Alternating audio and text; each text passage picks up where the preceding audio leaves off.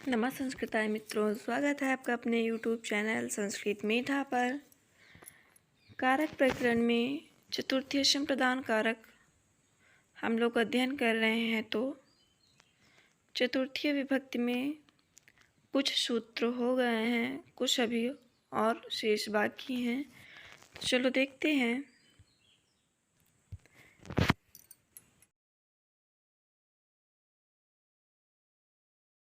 तुम परिक्रयणे सा संप्रदानम अन्यतरस्याम परिक्रयणे संप्रदानम अन्यतरस्याम सूत्र क्या कहता है कि निश्चित काल के लिए वेतन इत्यादि पर किसी को रखना या लगाना उसका परिक्रयण कहलाता है।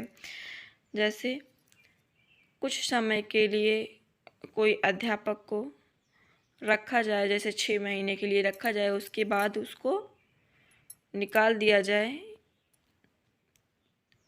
या फिर सिर्फ 6 महीने के ही उसकी कालावधि है कि सिर्फ आप 6 महीने ही पढ़ा सकते हैं, तो वहाँ पर 6 महीने का ही सिर्फ आप जैसे उसे वेतन देंगे, तो वहाँ पर क्योंकि वो एक जो समय है वो निश्चित है, तो वहाँ पर परिक्रयण कहलाता है। जैसे निश्चित अवधि के लिए कोई इस चीज़ को रखा जाए या किया जाए तो वो परिक्रयण कहलाता है। तो उस परिक्रयण में जो सहायक या कारण होता है वह विकल्प से संप्रदान होता है। वहाँ पर वह विकल्प से संप्रदान होता है। जो परिक्रयण या सहायक होता है, परिक्रयण में जो सहायक या फिर कारण कह लीजिए होता है, वो विकल्प से वहाँ पर संप्रदान संज्ञा होती है। जैसे उदाहरण देखते हैं, शतेन शताय व परिकृता। शतेन शताय व परिकृता, तो 100 रुपये से खरीदा हुआ, इसका अर्थ हुआ 100 रुपये से खरीदा हुआ। तो यहाँ पर परिक्रयण में शत साधकतम है। परिक्रयण जो ये प्रकृति जो है यहाँ पर परिक्रयण वो शत साधकतम है। और साधकतम कर्णम सूत्र से यहाँ पर शत की जो है वो करण संज्ञा हुई है। और कर्तकर्णयो तृतीय सूत्र से यहाँ पर तृतीय विभक्ति होकर के शतेन बना। सत की करण संज्ञा हुई है साधकतम कर्णम सूत्र से, और कर्तकर्णयो तृतीय सूत्र से यहाँ पर तृतीय विभक्ति होकर के शतेन होगा। और परिक्रयणे संप्रदानम अन्यतरस्याम सूत्र से सत्य की विकल्प से संप्रदान, यहाँ पर सत्य की विकल्प से संप्रदान संज्ञा हुई। और चतुर्थी संप्रदान सूत्र से यहाँ पर चतुर्थी विभक्ति होकर के शताय बना। यहाँ पर कर्तकर्णयो तृतीय सूत्र से तृतीय होकर के शतेन बना, और यहाँ पर चतुर्थी संप्रदान, यहाँ पर चतुर्थी संप्रदान सूत्र से चतुर्थी विभक्ति होकर के शताय बना। और यहाँ पर साधकतम कर्णम से करण संज्ञा हुई है। और यहाँ पर परिक्रयणे संप्रदानम अन्यतरस्याम सूत्र से यहाँ पर शत की विकल्प से संप्रदान संज्ञा हुई है। यहाँ पर शत की जो है विकल्प से संप्रदान संज्ञा हुई है। तो पक्ष में करण कारक होने के कारण कर्तकर्णयो तृतीय सूत्र से तृतीय विभक्ति होकर के शतेन बना। यहाँ पर विकल्प से संप्रदान होगा, और कर्तकर्णयो तृतीय सूत्र से यहाँ पर तृतीय विभक्ति होकर के शतेन बना है।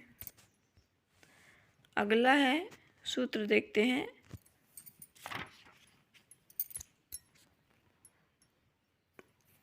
तुमार्थ भाववचनात्, तुमार्थाक्ष भाववचनात् क्या कहता है कि भाववचनाश्च सूत्र से तुमुन प्रत्यय के अर्थ में समान अर्थ विहित जो घय प्रत्यय आदि तदंत शब्द हैं उनमें चतुर्थी विभक्ति होती है। अर्थात किसी धातु में तुमुन प्रत्यय जोड़ने से जो अर्थ निकलता है, जैसे अक्तुम खाने के लिए, अत्तुम है खाने के लिए, और पातुम पीने के लिए आदि, उसको प्रकट करने के लिए उसी धातु से बनी हुई भाववाचक संज्ञा का प्रयोग करने पर उसमें चतुर्थी विभक्ति होती है। अर्थात जो प्रकट करता है और उसी उसी धातु से बनी हो, भाववाचक संज्ञा हो, तो वहाँ पर चतुर्थी विभक्ति होती है। जैसे उदाहरण देखते हैं, यागाय याति, यष्टुम याति, अर्थात वह यज्ञ के लिए जाता है। यागाय याति, वह यज्ञ के लिए जाता है, तो यहाँ यज्ञ करने के लिए जाता है या यज्ञ के लिए जाता है। तो यहाँ पर यज धातु में तुमन प्रत्यय लगाकर, यज धातु में तुमन प्रत्यय लगा करके यष्टुम बना, ये यहाँ पे यष्टुम बनता है। और यष्टुम का अर्थ है यज्ञ करने के लिए। यष्टुम का अर्थ हुआ है कि यज्ञ करने के लिए। तो यज धातु में घय प्रत्यय लगा करके याग बना, और यज प्रत्यय में घय, यज धातु में घय प्रत्यय लगा करके याग बना, तो यहाँ पर याग बना। और तुमुन प्रत्यय का अर्थ देने वाले घय प्रत्यांत याग में तुमार्थाक्ष भावचनात् सूत्र से यहाँ पर यागाय में चतुर्थी विभक्ति हुई है। यहाँ पर देखते हैं, याग यज धातु के धातु से बना हुआ भाववाचक शब्द है। जो याग है ये यज धातु से बना हुआ भाववाचक शब्द है। और यज धातु में तुमुन जोड़ने से यष्टुम बनता है। ये यज धातु में अगर तुमुन जोड़ देंगे तो यष्टुम बनेगा, तो जिसका अर्थ यज्ञ करने के लिए होता है। इसी अर्थ में यज्ञ करने के लिए जो को प्रकट करने के लिए इस भाववाचक याग शब्द में चतुर्थी कर दी गई है। अगला उदाहरण है, शयनाय इच्छति, अर्थात शयितुम इच्छति, अर्थात वो सोना चाहता है। शयनाय इच्छति शयितुम इच्छति, तो वो सोना चाहता है।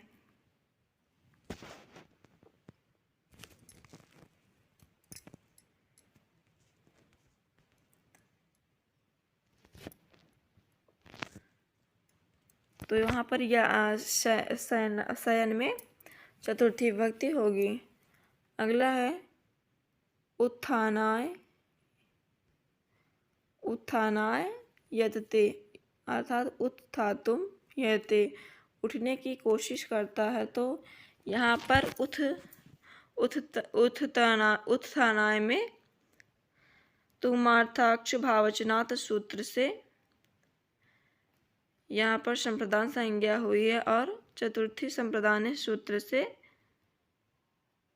चतुर्थी विभक्ति होकर के उत्थानाय यदते बना।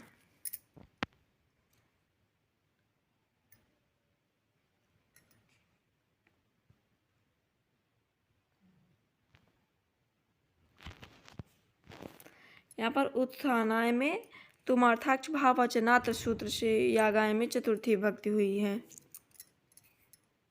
चतुर्थी संप्रदान सूत्र से नहीं हुआ, क्षम्यता, यहाँ पर चतुर्थी संप्रदान नहीं हुआ है। मरणाय गंगा तटम गच्छति, अर्थात मर्तुम गंगा तटम गच्छति, मरने के लिए गंगा तट को जाता है।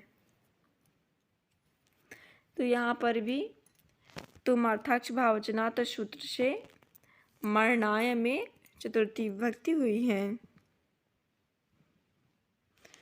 दानाय धनम अर्जयति, अर्थात दातुम धनम अर्जयति, अर्थात देने के लिए धन कमाता है।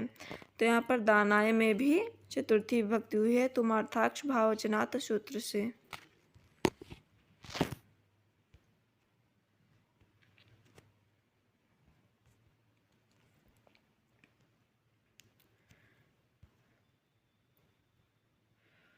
अगला है स्प्रेहेर इप्सिता।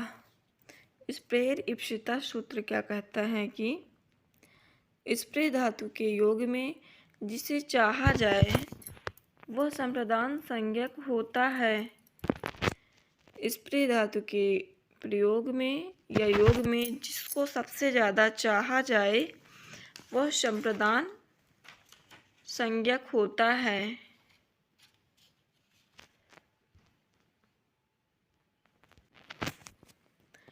तो यहाँ पर पुष्पेभ्य उदाहरण है, पुष्पेभ्य स्पृहति, अर्थात फूलों की चाहना करता।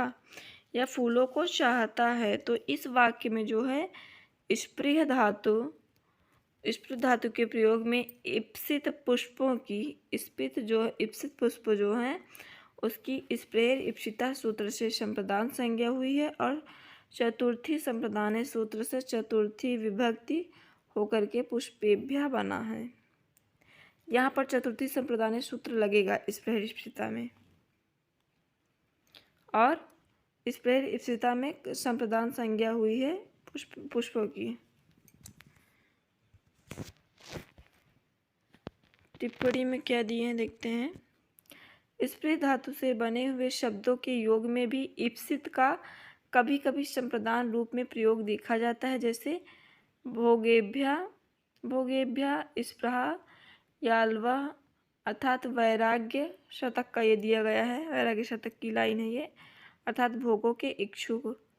कथम अन्य करिष्यन्ति पुत्रेभ्यः पुत्रिणः स्पृहाम, ये वेड़ी संहार का है, अर्थात फिर दूसरे गृहस्थ पुत्रों की इच्छा कैसे करेंगे, परंतु प्रायः सप्तमी में भी होता है, जैसे स्पृहावती वस्तुषु केशु मागधी। ये रघुवंशम का है,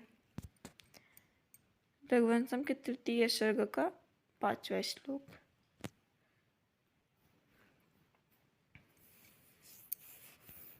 तो इस सूत्र में इप्सित का प्रयोग क्यों किया जाता है, क्योंकि तो इसका उत्तर ये है कि इष्ट की ही संप्रदान संज्ञा होती है और अन्य कर्ता आदि की संप्रदान संज्ञा ना हो।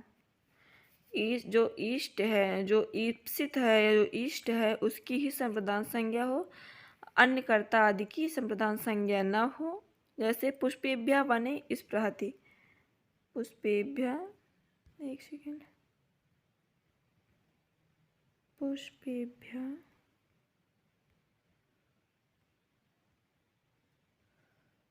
वने स्पृहति। तो यहाँ पर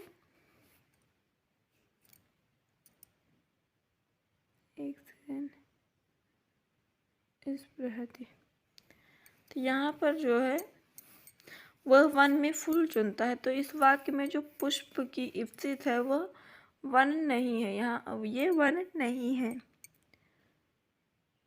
इप्सित पुष्प की ही संप्रदान संज्ञा होगी, ना कि वन की। तो यहाँ पर संप्रदान संज्ञा इप्सित पुष्प की होगी, वन की नहीं होगी, क्योंकि वो वन जो है वो इप्सित नहीं है, पुष्प इप्सित है। जैसे पुष्पाण स्पृहति, इस वाक्य में पुष्प इप्सितम है, अतः कर्तूरी इप्सितम कर्म से सूत्र से पुष्पाणी में द्वितीय विभक्ति हुई है। अगर अगला एक ऐसे उदाहरण दे दें कि पुष्पाणी स्पृहति,